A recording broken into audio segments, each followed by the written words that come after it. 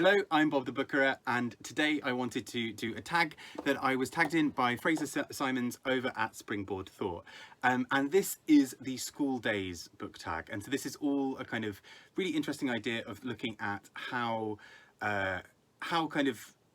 school days and kind of themes around school can help shape your reading, and particularly this sort of frames it in the context of both a school day and school subjects. So let's get started. So the first questions are all about the times of the day. So the first prompt is First Bell. Tell us about the book that first got you into reading.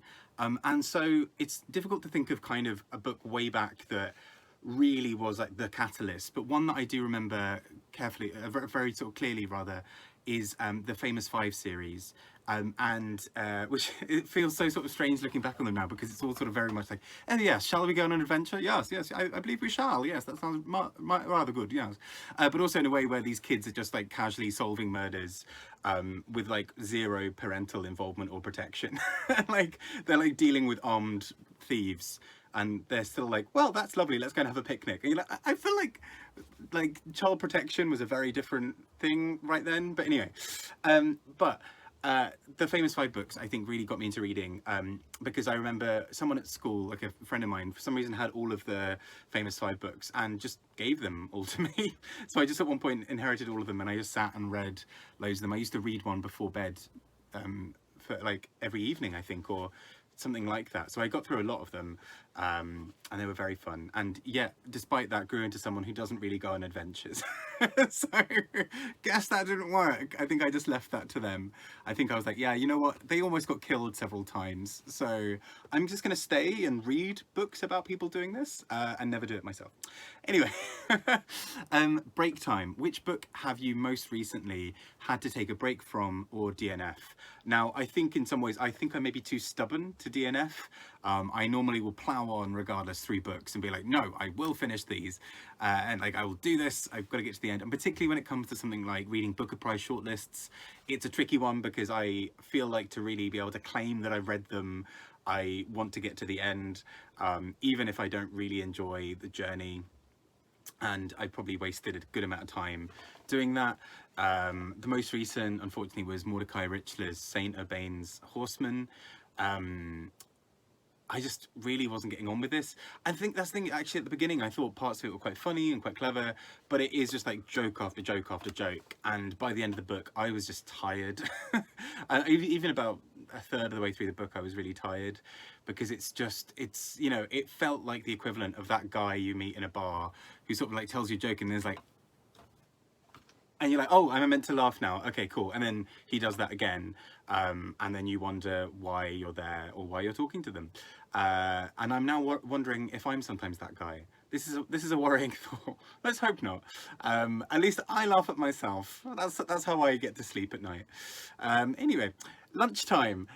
Tell us about your favourite book that features food. And so I think a book that is really interesting for this is The Sea by Iris Murdoch. Again, I've spoken about it a lot recently, but Iris Murdoch, I love. The Sea, I think, is brilliant. And the main character, Charles Araby, it's all told through his eyes, and he sees himself as this kind of connoisseur with these really refined tastes. And what that largely boils down to is him just telling you his favourite sandwiches, and all of these kind of weird concoctions that he puts together. And so there is a kind of a deep irony at the heart of this book, because he is sort of talking about it like he is so sophisticated and so, you know, he's just got this really interesting palate, and he's so quirky, and he's not like the other girls. Then you sort of realize that all of it's kind of show. Like, he doesn't really know what he's doing. He's eating just random stuff that he finds and trying to pass it off as being sophisticated. And I just think food is therefore handled really cleverly in this book. The other kind of one that I really want to mention here is Night Bitch by Rachel Yoder. And I say it features food, but more in the sense of raw meat, and largely kind of the main character feeling like she's slowly turning into a dog, sort of wolf kind of character. And so she kind of keeps on seeing raw meat and kind of really craving it in this very sort of physical, visceral kind of way. And I just think it's really handled very, very cleverly. Yes, so I think that's just such a brilliant book. The next prompt is homework. what was the last non-fiction book you read and enjoyed? And at the time of filming this, the last non-fiction book I read and really loved was The Transgender Issue by Sean Fay. This is such a brilliant, genius book that really looks at trans liberation, what that means, how that helps everybody, and also really carefully identifies both the growth in transphobia in the UK and what that looks like in the kind of forms it takes, but also some of the real progress that's happened for trans rights in the UK and across the world. But it's a dire sort of situation at the moment, and I think Sean Fay writes so powerfully and so lucidly about what change needs to happen and how all of it's really sort of linked together with consumerism, with capitalism, with various other problems, with sexism, with racism, with colonialism, with so many other issues. And I think it's just such a clever book. She is such a great writer, and I think it doesn't feel like she's sort of made vacuous arguments just for the sake of it. It feels like these are really researched, logical, thought out arguments that I think are sometimes quite hard to come back at, you know, and I think she's made a real case. And this book is largely aimed not necessarily at trans people themselves, but at kind of this sort of middle group of people who are not sort of dyed-in-the-wool transphobes, but are maybe not trans people themselves, but kind of a big swathe of people who don't know enough about the issues but should. So I think this book is really, really powerful. Staff room is the next prompt. Tell us about a book that you go to when you need to take a breath. So generally my go-to reading when I'm a little bit stressed or a bit tired is normally something quite light-hearted and quite easy. So either that is listening to the wonderful podcasts by Nathan Brown over at Breaking Down Bad Books, which takes it takes a lot of pot shots at really kind of trashy quote-unquote books. You know, and they are books often that people really love, and you know, things like 50 Shades or things like the Twilight series, and sometimes it can feel quite like low-hanging fruit to knock them, but I think what he does really cleverly is poke fun at just sort of being like, this trait is really, you know, this trope is really harmful, or what does this mean? Why is there an inner goddess that keeps on doing the hula in 50 Shades? What does that mean? And I think that was really fun. Or my other kind of go-to, yeah, is sort of things around graphic novels, or in this case, Men to Avoid in Art and Life by Nicole Tersigny, which is basically just full of classical art with kind of really funny captions, normally basically mocking kind of men who are maybe sort of trying to tell women what to do and kind of mansplain to them constantly. So let's find a good example that's easy to share. So yeah, here we go.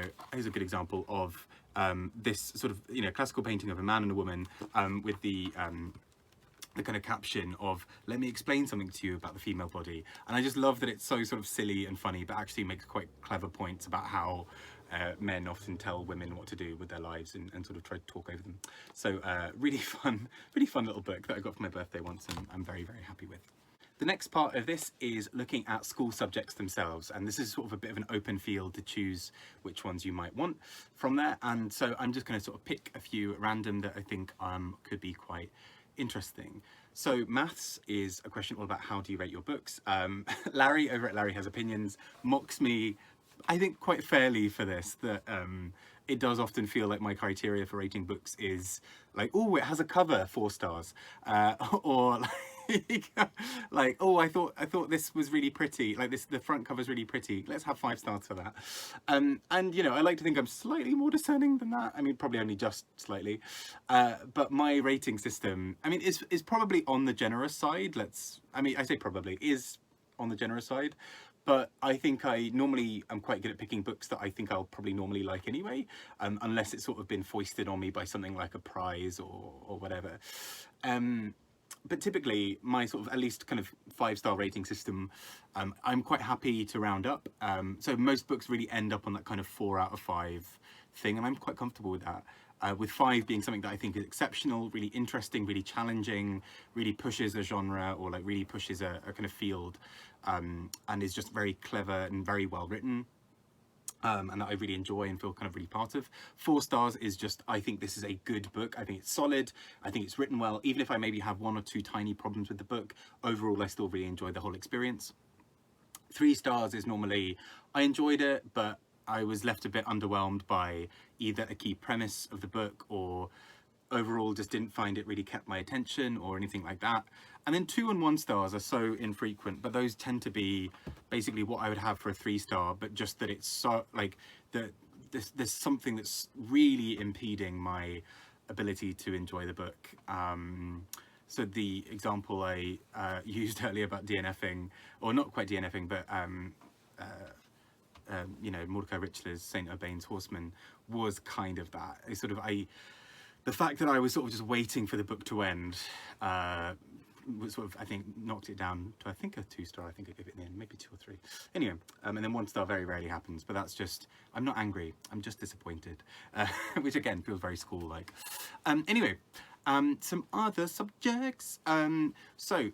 Geography. Describe a book that had a strong sense of place or great world building. So 2 books come to mind for that. Susanna Clarke's Piranesi, I thought, really mapped out this world very cleverly, and particularly as someone who's normally quite slow at really getting what a whole world feels like inside a book, I was really blown away by how clearly I felt like I knew this world, and so I thought that was so cleverly done. I'd also say actually the Hunger Games series I think is quite clever at kind of very quickly establishing, here are the rules of this society. Yeah, you know, maybe, I don't know if I looked at it more deeply, I don't know if I'd find a few more inconsistencies, but I just thought overall it's actually quite clever. It's quite clear. Yes, there is a kind of good versus evil thing, but there's also quite a lot of character motivation built into it, that actually you've got these sort of districts who would fight in a certain way, you know, and would become quite bloodthirsty, others who would just become quite pacifist in their outlook, and sort of how everyone can be pushed to that kind of extreme. So I thought that was really quite well handled. And another one that I thought was really good for this is sort of is drama. Which book do you think has the best ending? So there are a couple again that kind of come to mind. Anne Enright's The Gathering won the Booker Prize. I just think ends in the most beautiful kind of final couple of paragraphs that was just so powerful, and I just thought so clever. Just linguistically brilliant. It ties together a lot of the book so powerfully, and it really ends on it almost, although the sentence is complete, the final sentence, it feels like it ends on a kind of thud almost halfway through a sentence. It's brilliant. I love it. And I also think The Magician by Colm Tobin, which talks a lot about Thomas Mann and his life, it just has the most beautiful way of wrapping up Thomas Mann's life, because this book follows all of his life essentially. And so we know that at the end of the book, we're soon going to see Thomas Mann dying. We don't actually get the death in the book per se, but we just get this sort of moment of him coming back to Europe post World War II, really trying to make sense of what's happened, and it's just so beautifully done. It's so clever, and I was so blown away by it. I was sort of sat on a bench just sort of finishing this book before going to see a friend, and I just wanted to cry. I just thought it was so beautifully done. So yeah, I think it's a bloody great book. Anyway, those have been my choices for the School Days book tag, and I'd like to tag a few people as well. So let me think, who am I going to tag? I would love to tag AJ Dunn Reads and Writes. I think they'd have some really clever thoughts on this. I also think, let's go for Low Shelf Esteem. I think could have some really interesting thoughts on this, as could, I think, well, I've mentioned him already, but Larry over at Larry Has Opinions. And I think as well that this could be a really good one for Jennifer Loves Books, because again, I think she has a really broad range of books that she's read and really enjoys, and I think she could bring some excellent things to that. Either way, check out all of those people, and if you do want to do this video, just consider yourself tagged. You know, you don't have to wait for me or for anyone else. Please go ahead and do it, and I'd love to hear your thoughts. I've been Bob the Bookerer. Take care and enjoy your reading. Bye bye.